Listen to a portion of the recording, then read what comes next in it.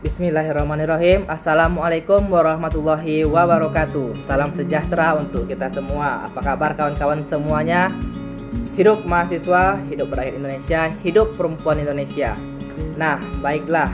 Di sini saya bakal memperkenalkan diri. Nama saya Jogi Fernando, jurusan Ilmu Ekonomi, Prodi S1 Ekonomi Pembangunan, Fakultas Ekonomi dan Bisnis, Universitas Riau. Saya sendiri angkatan 2019. Nah, pada video kali ini kawan-kawan, saya bakal menjelaskan mengenai mata kuliah pengantar ekonomi mikro. Dan lebih tepatnya, saya bakal menjelaskan tentang teori permintaan dan penawaran, serta faktor-faktor yang mempengaruhi seseorang melakukan permintaan barang Z. Pada barang Z ini bisa berupa jasa dan produknya.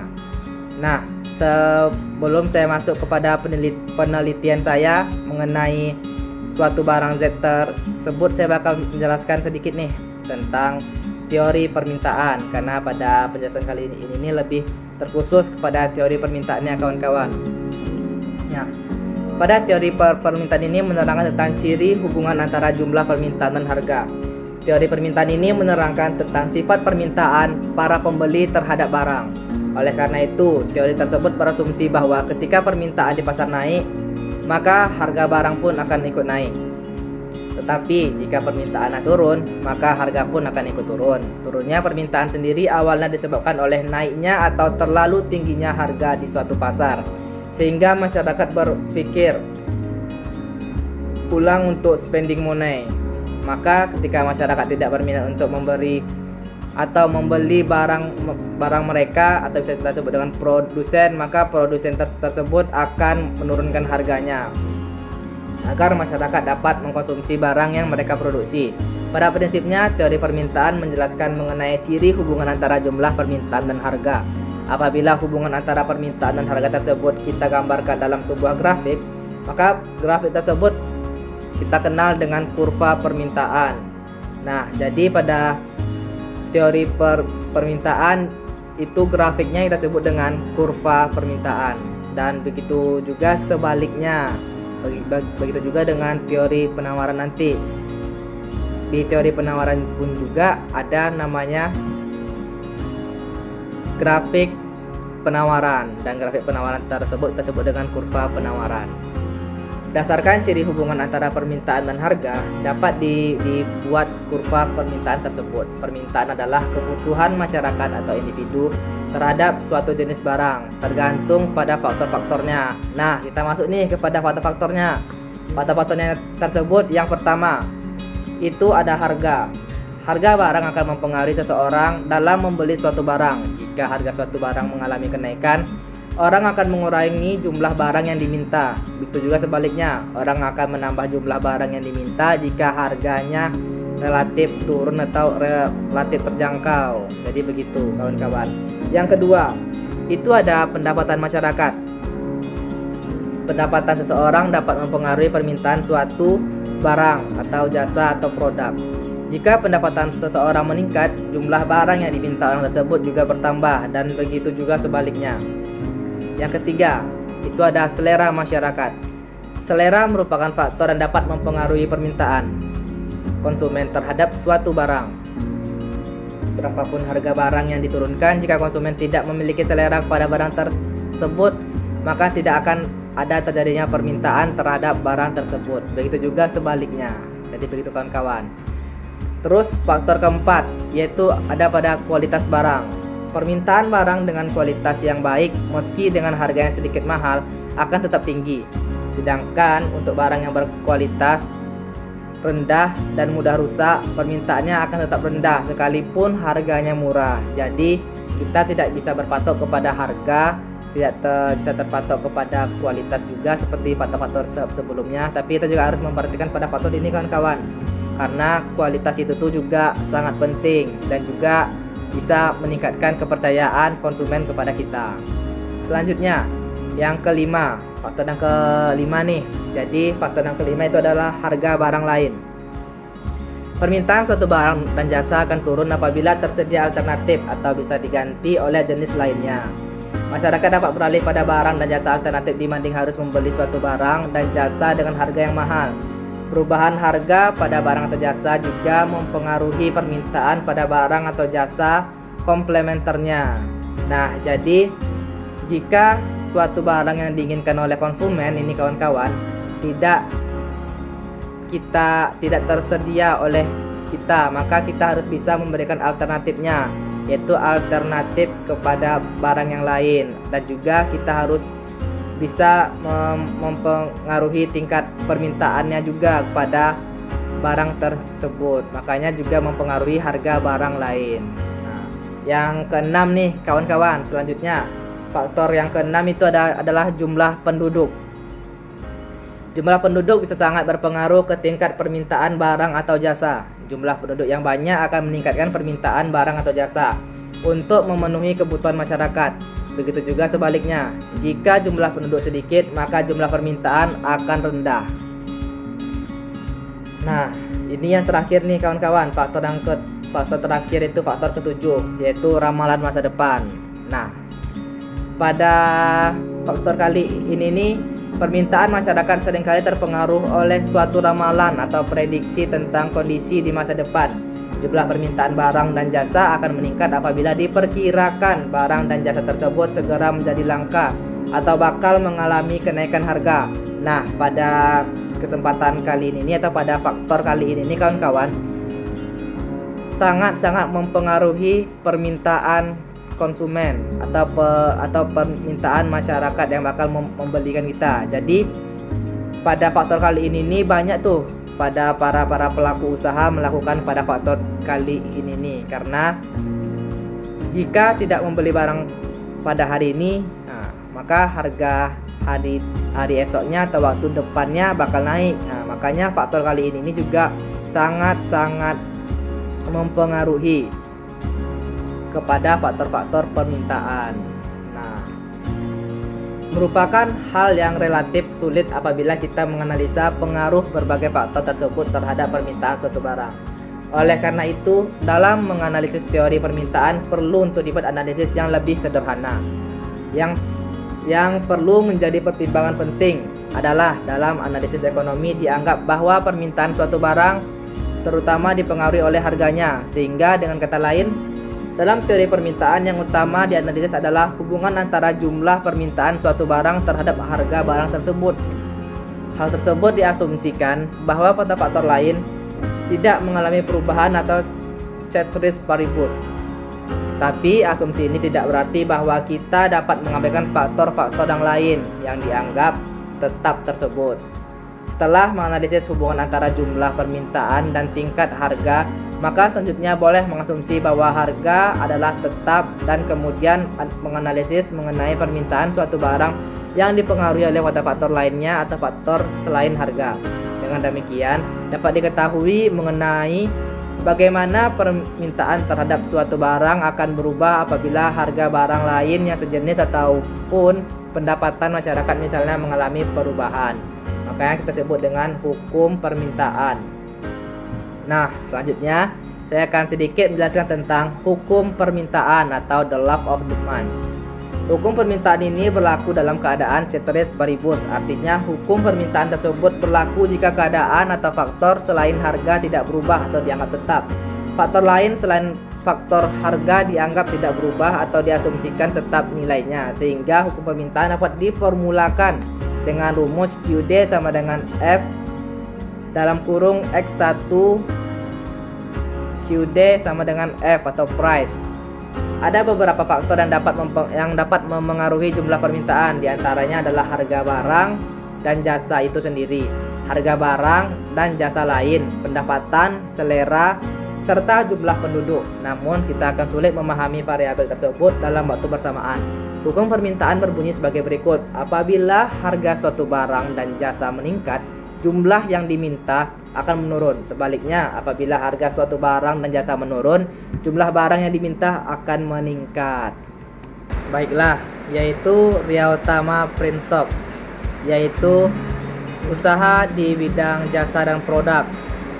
Usaha di bidang jasa dan produk ini pada advertising, digital printing, souvenir, dan juga konveksi dengan slogan Advertising Solution. Nah, selanjutnya saya akan menjelaskan tentang deskripsi usahanya. Jadi Rio Tama Project adalah kategori jasa dan produk di bidang percetakan, digital printing, advertising, souvenir, konveksi, dan juga desain grafis. Dan tidak hanya itu, Rio Tama memberikan layanan cetak untuk kebutuhan personal atau bisnis, perusahaan usaha kecil menengah, pelanggan dengan lebih cepat dan murah. Rio Tama sangat mengedepankan kualitas produk dengan menggunakan material dan teknologi cetak printing terbaik. Produk final Rio Tama dikerjakan oleh tangan-tangan terampil untuk menjamin kualitas setiap cetakan dengan fasilitas online printing yang dapat diakses kapanpun dan dimanapun. Nah, saat ini Rio Tama dengan slogan Advertising Solution. Usaha digital printing semacam ini memang belakangan mulai berkembang. Namun, kami yakin bisnis percetakan online seiring berkembangnya dunia usaha yang ditandai dengan bermunculan perusahaan-perusahaan baru tidak pernah sepi. Oleh karena itu, kami sedikit mengembangkan nama usaha ini dari Rio Tama Project dengan slogannya itu Rio Tama Advertising Solution. Selanjutnya, saya akan menjelaskan mengenai tentang jasa dan produknya. Mengapa harus melakukan jasa dan cetak produk advertising di Rio Tama sih? Apakah yang menjadi keunggulan di Rio Tama Project? Nah, yang pertama keunggulannya yaitu dapat jaminan harga terbaik. Rio Tama menawarkan harga terbaik untuk produk kualitas tinggi yang kami berikan. Jadi di sini juga ada teori penawarannya dan juga ada teori permintaannya. Seperti contohnya, Rio Tama kan ada di bidang konveksi nih. Jadi pada bidang konveksi ini dia ya di akhir kemarin itu ada project Rio Tama di bidang konveksi yaitu baju-baju KKN. Jadi pada bulan-bulan 5, 6, 7 kemarin itu kan masa-masanya KKN. Jadi para mahasiswa-mahasiswa atau kelompok-kelompok pekerja kuliah kerja nyata ini membutuhkan kostum-kostumnya. Jadi Rio Tama memberikanlah penawaran harga yang lebih terjangkau kepada mahasiswa yang memesan baju KKN minimal 10 pieces, karena pada kelompok KKN itu minimal kelompoknya itu adalah 10 orang. Selanjutnya itu kami memberikan kenyamanan dalam pemesanan. Platform yang kami buat memudahkan pelanggan untuk memesan produk cetak dan bisa diakses juga melalui gadget dengan mengklik di browser yaitu www.riotama.com. Jadi setelah produk yang ingin dipesan sudah dipilih, bakal langsung diarahkan kepada WA admin dan nanti admin bakal melayaninya dengan sepenuh hati. Nah, selanjutnya yaitu ada efisiensi. Kapanpun dan dimanapun pelanggan ingin mencetak bisa dilakukan dengan mudah melalui Rio Tama. Kapanpun dan dimanapun ini admin kami tadi bakal melayani customer dengan sepenuh hati kapanpun dan dimanapun customer kami berada atau konsumen kami berada. Nah, selanjutnya saya bakal menjelaskan tentang kompetitornya atau pesaing bisnis advertising. Jadi untuk saat ini yang menjadi kompetitor kami itu adalah pusat percetakan. Jadi pesaing dari bisnis ini adalah para pusat percetakan atau mitra sesama percetakan yang menjadi vendor kami, di mana mereka telah memiliki toko fisik yang menjadi tempat pelayanan jasa dan produk secara offline.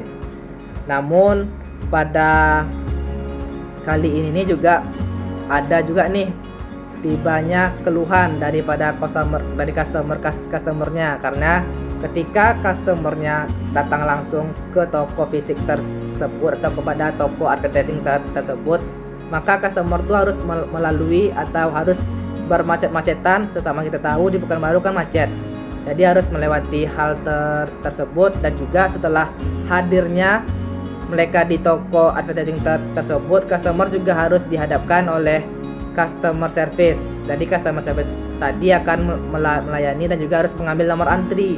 Jadi customer harus mengantri dulu, setelah mengantri baru setelah mendapatkan antriannya baru langsung ke bagian desainer. Jadi nanti didesain di sana. Setelah desain oke, lalu customer customer melanjutkan kepada kasirnya. Jadi setelah dipanjar pada kasir baru diproduksi oleh tim produksinya. Jadi jika melakukan hal tersebut customer bakal ribet. Jadi di Rio Tama ini Rio Tama memberikan solusi dengan bermain gadget saja.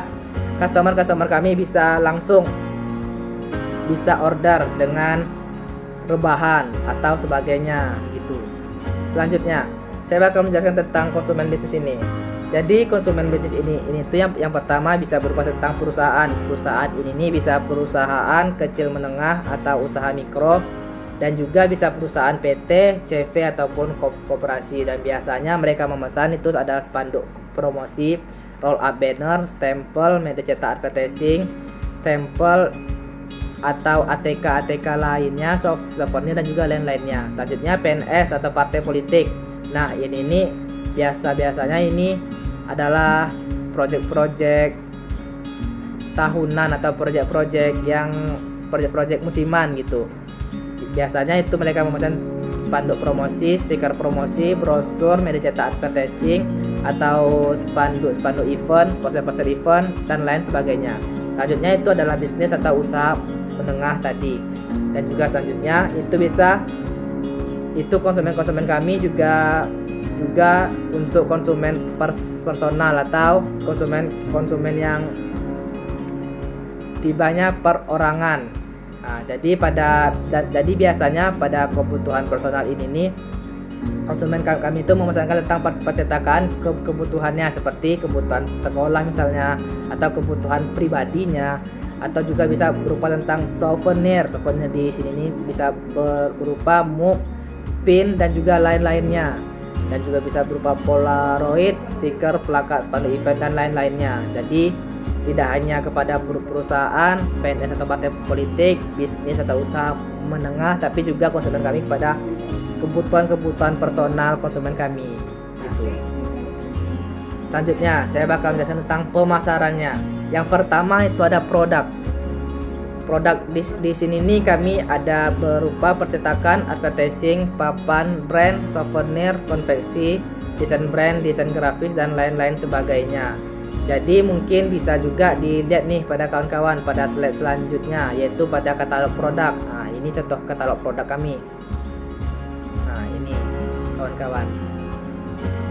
Nah, dan juga saya juga ada bukti contohnya ini. Katalog Ria Utama. Nah, jadi di sini ini lengkap nih tentang produk-produk yang kami tawarkan. Baik, selanjutnya itu ada harga. Pematokan harga relatif lebih murah dengan kualitas yang sama dan terjamin dari pusat percetakan yang ada di Pekanbaru. Tergantung kepada waktu dan tempat pemasaran kami. Jadi kami bakal ada melakukan hukum permintaan dan penawarannya. Seperti contohnya seperti tadi pada baju KKN, dan juga kami juga bakal melakukan perjalanan project kepada sekolah-sekolahan, kepada perusahaan-perusahaan.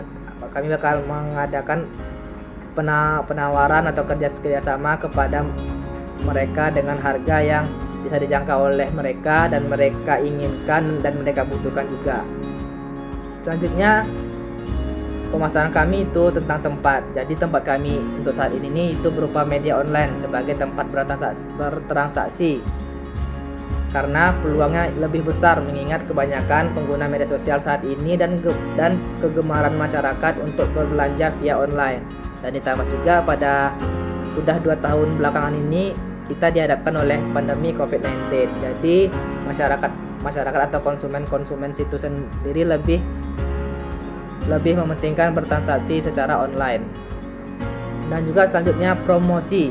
Nah, di promosi di sini nih kami bakal memposting setiap harinya tentang produk-produk yang kami tawarkan, gunanya untuk mempermudah user kami di media digital untuk menjangkau lebih banyak lagi akun yang untuk kami jualkan, atau lebih memudahkan konsumen tentang update produk yang kami tawarkan gitu. Jadi kami bakal mengupdate, bakal upgrade lah tibanya, mengupdate tentang produk-produk terbaru yang lebih dibutuhkan oleh konsumen kami.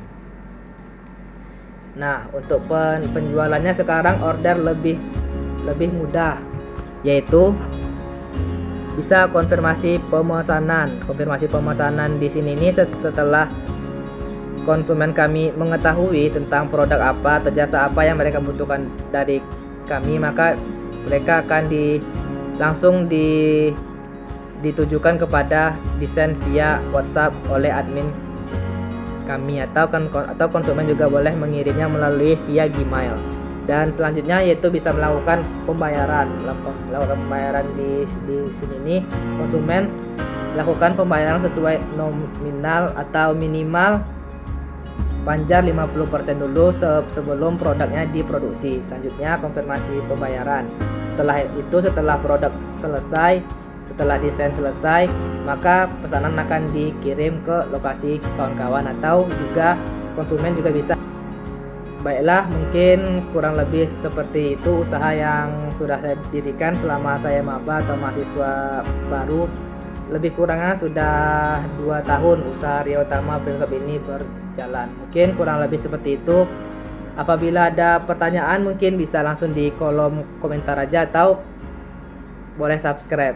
Sekian dari saya. Assalamualaikum warahmatullahi wabarakatuh.